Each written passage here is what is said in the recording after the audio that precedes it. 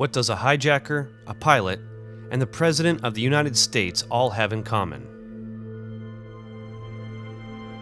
June 4th, 1970.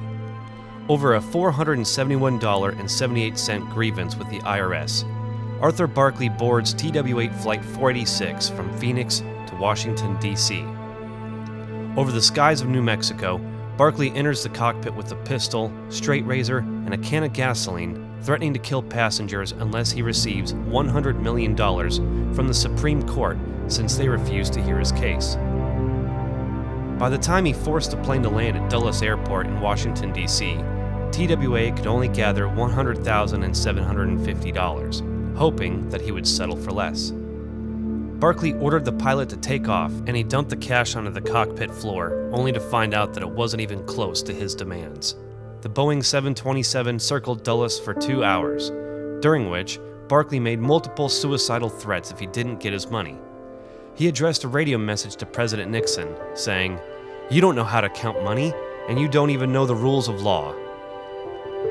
The FBI lined the runway with sacks of cash, each containing $1 million, which were actually filled with newspapers.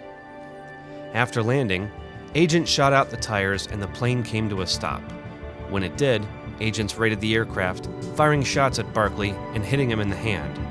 This was the moment when First Officer Don Salmonson made a heroic move by grabbing the hijacker around the neck while Captain Hoop lunged for his waist. Barkley was able to break free and he shot Captain Dale Hoop in the stomach. Seconds later, First Officer Don Salmonson tore the pistol out of his hand and Barkley was tackled by agents and arrested. So, Marines, how did this story end up on the Marine Battle Herc Project today? Because Captain Dale Hoop of TWA learned a thing or two about fighting from the Marines and his service in World War II. This is the crew of Lucky 13 on Vella La Vella Island in 1943, and the young captain pictured top center is Captain Dale C. Hoop of VMJ 152. But what's the connection between the hijacker, the pilot, and the president? Well, it turns out that Captain Hoop in World War II served with Lieutenant J.G. Richard Milhouse Nixon at MAG 25 in the South Pacific.